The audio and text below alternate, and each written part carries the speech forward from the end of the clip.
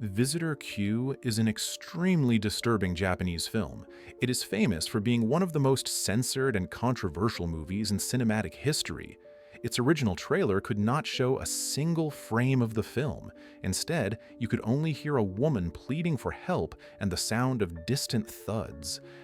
The story begins with a direct question on the screen. Have you ever slept with your father? Immediately, we see Miki, an escort, sleeping with her own father, Kiyoshi, a failed reporter. He records the entire act for a supposed documentary about Japanese youth. The scene is so uncomfortable that at one point during the encounter, Miki mocks him, calling him a one-minute man and charging him extra for the service. Absolute chaos reigns in the family home.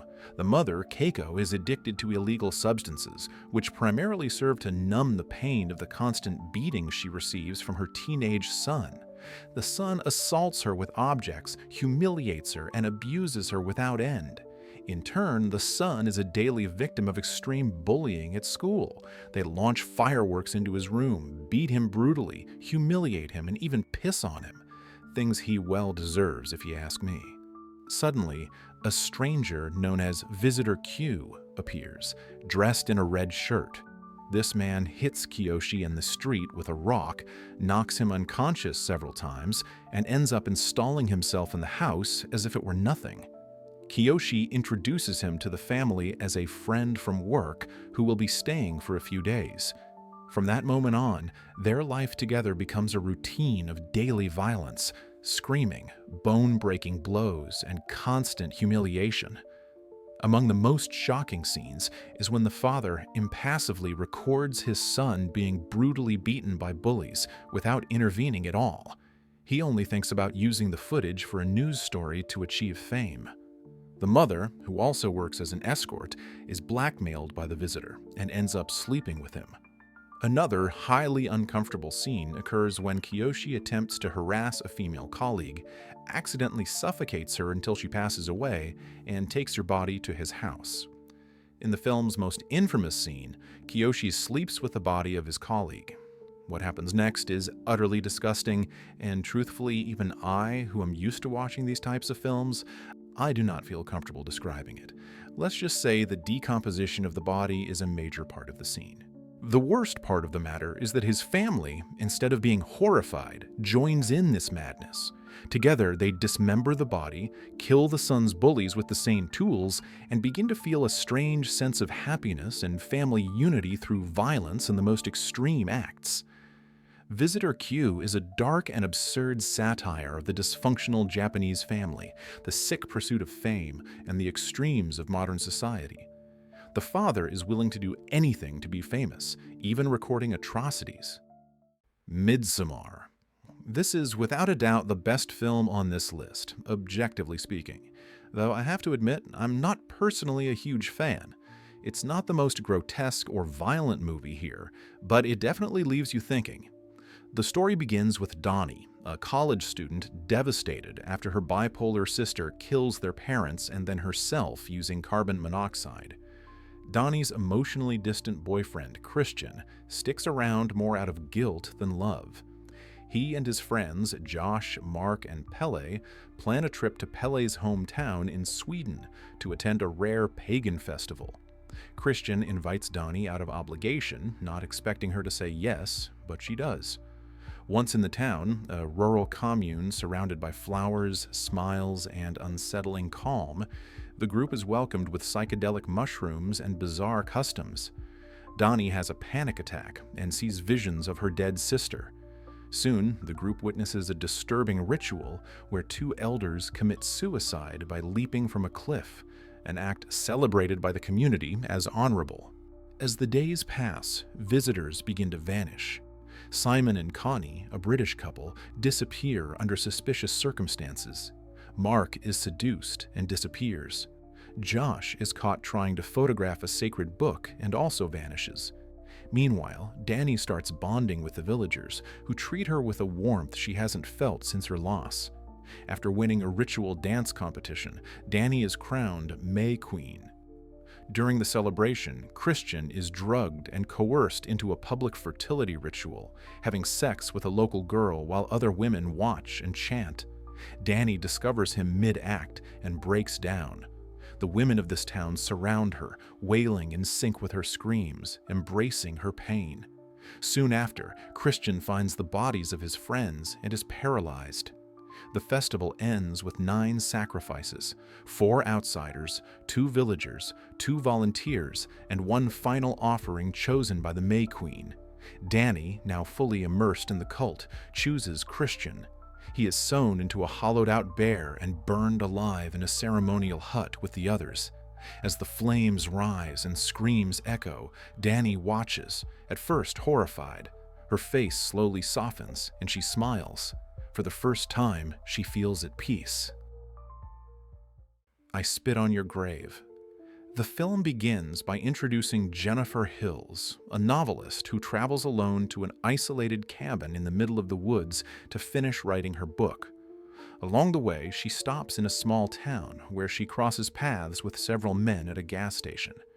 From the very beginning, the uncomfortable stares and clumsy attempts at flirting make it clear that Jennifer is not welcome. Even so, she continues on to the cabin, a quiet place by a lake, perfect for writing. During her first days there, Jennifer notices unsettling signs, and that same night, someone secretly records her from outside the cabin. Later on, the group of men gathers and shares the video, mocking her and feeding a growing resentment, especially in Johnny, whose ego was wounded from their first encounter. The breaking point comes when the 4 men break into the cabin. Jennifer tries to defend herself, but everything worsens when Sheriff Storch appears, who, instead of helping her, reveals himself as an accomplice. What follows is one of the most brutal and disturbing parts of the film. Jennifer is humiliated, beaten, and repeatedly assaulted, while one of them records everything. The violence is explicit and prolonged, designed to make the viewer uncomfortable and leave no room for ambiguity. Left for dead, Jennifer manages to escape by throwing herself into a river.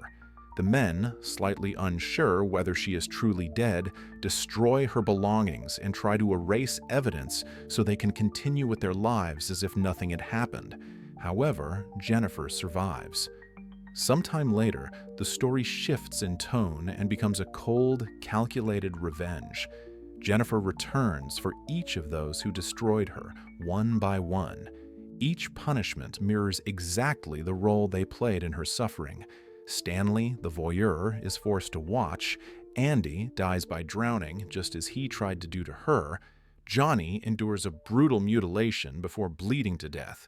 And the sheriff, a symbol of corrupt authority, is subjected to a death, ironically, tied to the act he committed against her. Matthew, the weakest and most remorseful, is used as the final instrument of punishment. The film ends with Jennifer hearing the final gunshot from outside, forming a faint smile.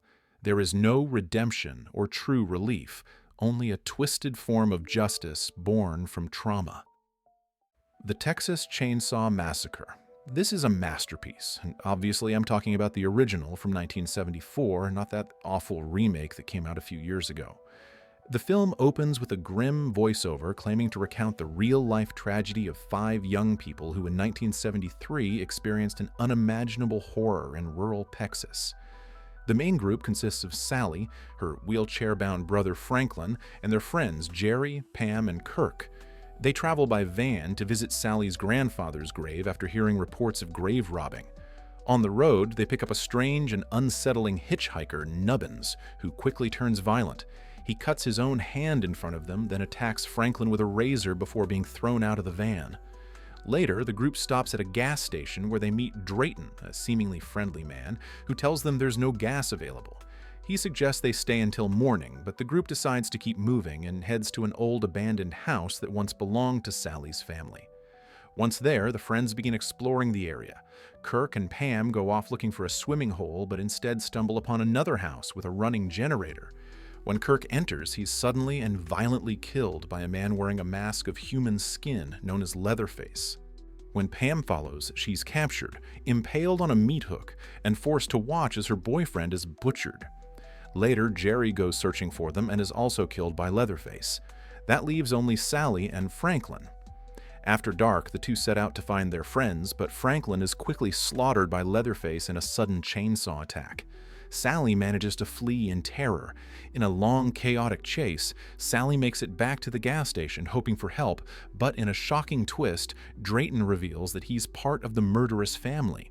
He drugs her, ties her up, and brings her back to the house, where she's introduced to the full clan: Drayton, Nubbins, Leatherface, and a decaying old man who turns out to be their grandfather. In one of the film's most disturbing scenes, the family sits down for a grotesque dinner.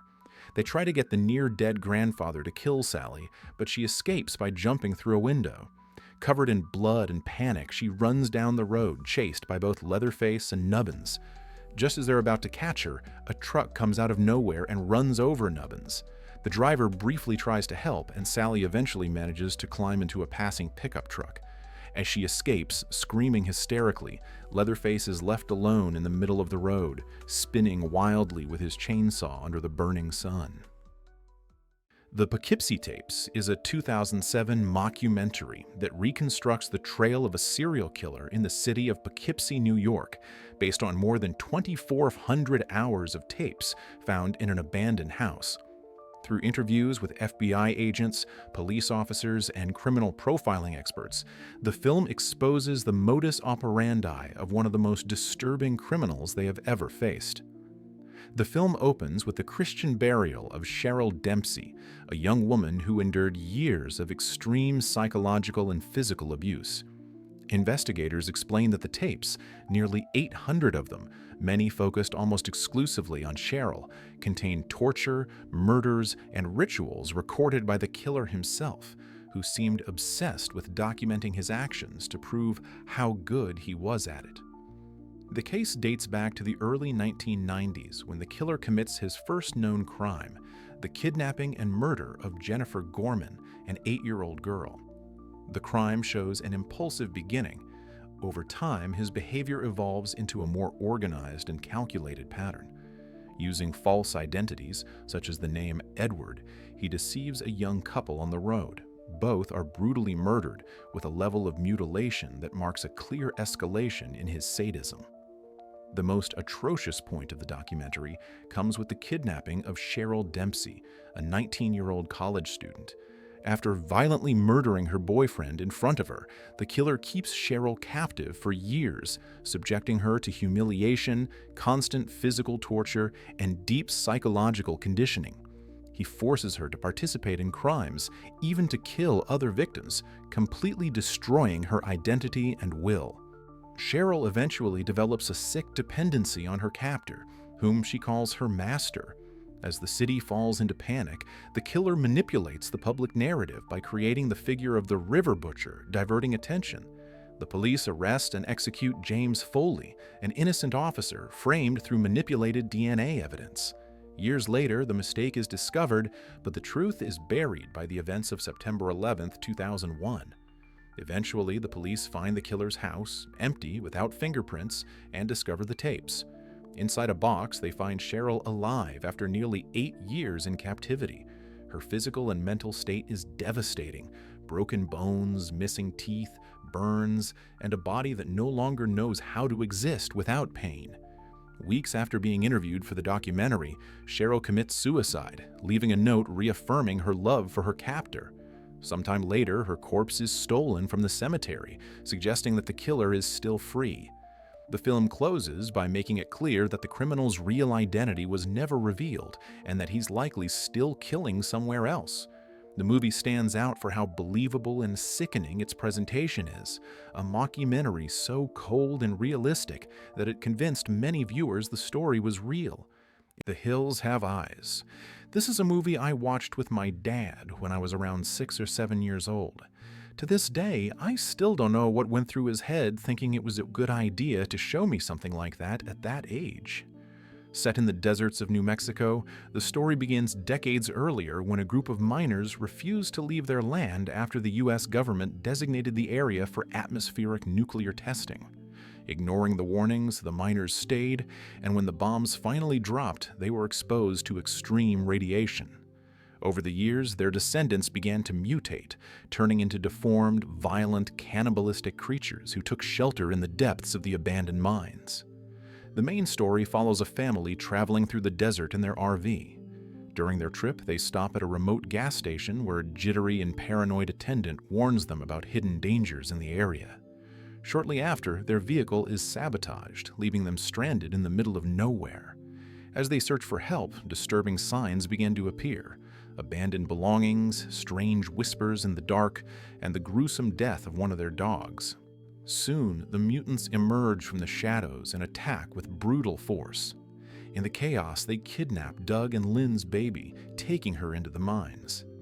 Determined to save his daughter, Doug ventures into the maze of tunnels, where he discovers a grotesque hidden town inhabited by the mutants. There he faces horrifying creatures, one of whom reveals the origin of their deformities and their hatred toward the outside world that condemned them to this fate. With the help of Beast, the surviving dog, Doug tracks down his baby, only to find that a young deformed girl named Ruby has been protecting her. Unlike the others, Ruby shows signs of compassion and humanity. Meanwhile, Bobby and Brenda, reeling from the deaths of their parents, set a trap to kill one of their stalkers using homemade explosives. In a final bloody showdown, Doug defeats the leader of the mutants, but Ruby sacrifices herself to ensure the baby's safety. The movie ends with the surviving family members reunited, leaving the desert behind.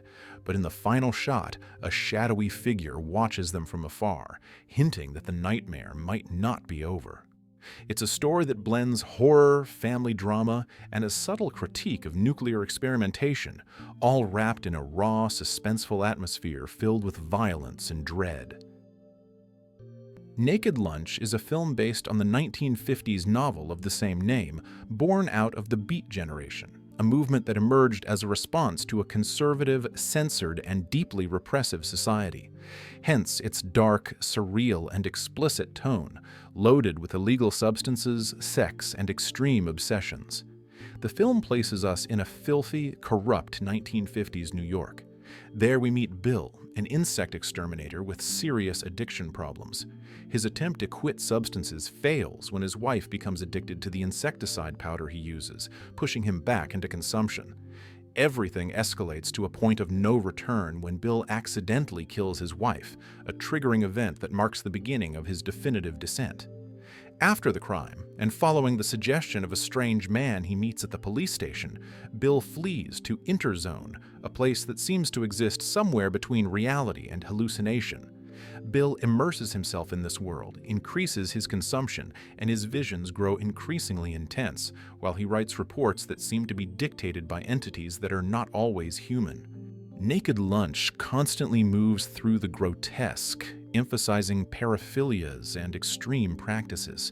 It maintains a constant use of diversity, including homosexuality, that carries significant weight within the plot. Everything is presented in a confusing and deliberately disturbing manner. Within this universe, different species appear. There are humans, but also living typewriters, some shaped like insects, others made of flesh, all activated through sexual stimulation while Bill writes on them. The Exorcist, one of the greatest horror films ever made. This movie marked a turning point in cinema, terrifying audiences in an era already gripped by fear of demonic possession and exorcisms. And it's precisely this diabolical premise that many believe triggered a curse surrounding the movie. From its inception, The Exorcist has been considered a cursed film due to the numerous strange occurrences reported during and after production. Tapes mysteriously erased themselves, light bulbs shattered without cause, ominous noises and eerie voices bled into the microphones, objects vanished without explanation, and perhaps most disturbingly, a massive fire broke out at Warner Bros. Studios, destroying much of the film set, except, oddly enough, for Reagan's bedroom. Rumors also claim that several crew members died under mysterious circumstances during or after the film's completion. But the darkest chapter of the so-called curse involves actress Mercedes McCambridge, who provided the demonic voice for Reagan. Years later, in 1987, her son, John Markle, committed a gruesome murder-suicide, killing his wife and children before taking his own life, all while wearing a blood-soaked Halloween mask discovered by investigators at the scene.